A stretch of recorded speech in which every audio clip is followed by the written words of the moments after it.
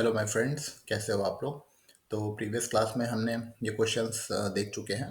तो हमें ये वाला क्वेश्चन देखना है। काफ़ी ठीक क्वेश्चन है। इसमें क्या है, एम्बिएंट एयर टेम्परेचर दिया हुआ है हमें समर और विंटर का इन अ पर्टिकुलर लोकेलिटी। ठीक है। तो समर का टेम्परेचर हमें कितना दिया हुआ है। सॉरी।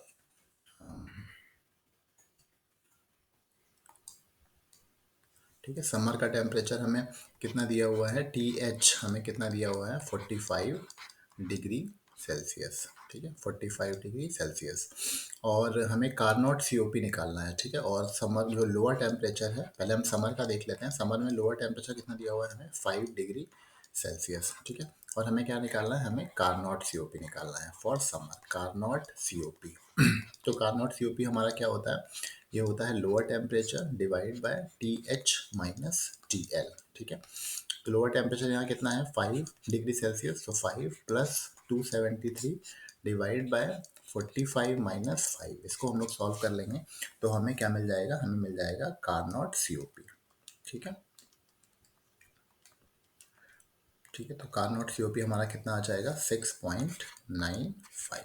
ठीक है, अब हम इसके बाद देखेंगे, ये हमारा क्या है, समर के केस में। ठीक है, और लेकिन जो विंटर्स के केस में एक्चुअली क्या होता है, जो हमारा एयर कंडीशनर होता है वो वर्क करता है एज अ हीट पंप। ठीक है, वो हमारा वर्क करता है एज अ हीट पंप। और हीट पंप के केस में जो COP होता है वो होता है higher temperature divide by higher temperature minus lower temperature. ठीक है, तो अब हम देख लेंगे। ठीक है, ये आप ध्यान रखिएगा कि जो एयर कंडीशनर होता है समर के केस में वो as a heat pump work करता है। अब हम समर के केस में विंटर के केस में देख लेते हैं। ये विंटर के केस में हमारा हायर टेम्परेचर कितना दिया हुआ है, उसने हमें 55 डिग्री सेल्सियस। ठीक है, 55 डिग्री सेल्सियस।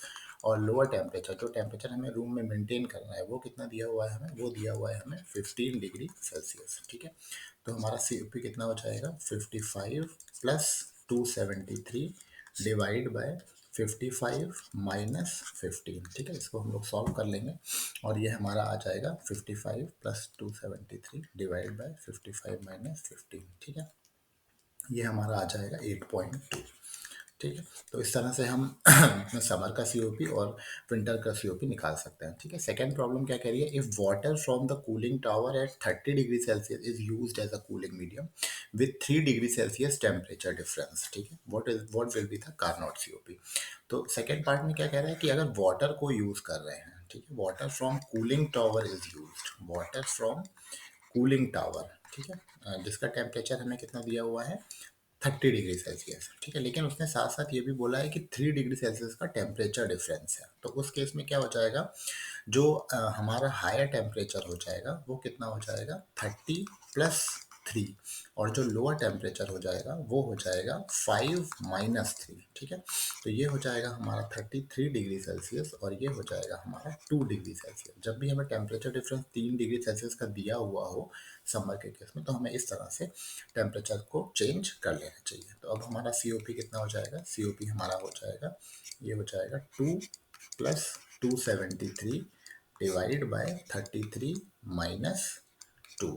ठीक है, इसको हम लोग सॉल्व कर लेंगे तो ये आ जाएगा हमारा 2 प्लस 273 डिवाइड बाय 33 - 2। ठीक है, तो ये हमारा आ जाएगा 8.87। ठीक है, 8.87। ठीक है, हम फिर से एक बार करके देख लेते हैं ताकि कोई एरर ना रहे। ठीक है, ठीक है, 8.87। ठीक है, थर्ड पार्ट में उसने पूछा है find the power consumption per ton of the refrigeration in each case. ठीक है, तो हमें क्या निकालना है, पावर कंजम्पशन। ठीक है, तो इसको मैं नेक्स्ट उसमें अलग पेन से कर लेता हूँ। पावर कंजम्पशन इसका थर्ड पार्ट है। ठीक है, जो ऊपर का डाटा है उसको मैं मिटा देता हूँ ताकि,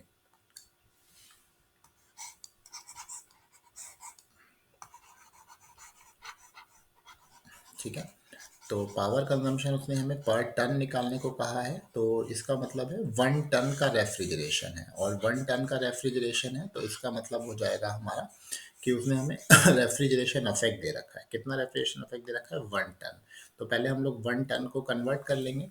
1 टन जो हो जाएगा 1 टन इज इक्वल टू होता है 3.5 किलो जूल पर सेकेंड। ठीक है, तो हमें COP हमें पता है, COP इज इक्वल टू क्या होता है, refrigeration effect divide by power, power या फिर वर्क डन, ठीक है। तो यहाँ पे रेफ्रिजरेशन इफेक्ट कितना दिया हुआ है हमें 3.5, ठीक है, और सीओपी समर के केस में हमें कितना दिया हुआ है 6.95। तो पावर कंजम्पशन हमारा कितना हो जाएगा is equal to power consumption. तो पावर कंजम्पशन कितना हो जाएगा हमारा 3.5 डिवाइड बाय 6.95, ठीक है। तो पावर कंजम्पशन हो जाएगा हमारा 0.5 किलोवाट, ठीक है। यहाँ उसके बाद हम हीट पंप के केस में भी निकाल सकते हैं। हीट पंप के केस में हमारा सीओपी कितना है 8.2, ठीक है। तो हम इक्वेट कर देंगे 8.2 is equal to refrigeration effect divide by power consumption, ठीक है।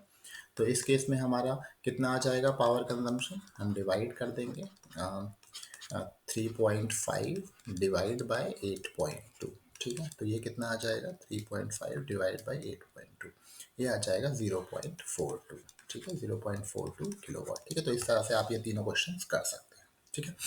अम, और क्वेश्चन है, ठीक है।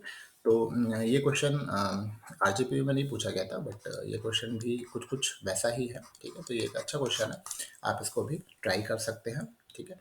तो इसमें क्या दिया हुआ है, इसका सोल्यूशन मैं अगले वीडियो में अपलोड कर दूंगा, ठीक है। आप इसको एक बार ट्राई करके देखिएगा सेम प्रिंसिपल्स के ऊपर, और अगर आपसे नहीं सॉल्व हो तो आप अगले वीडियो में इसको पूछ लीजिएगा, ठीक है। अगर आपको कोई डाउट हो तो आप मेरे नंबर पे मुझे टेलीग्राम नंबर पे आप मुझे मैसेज कर दें, ठीक है।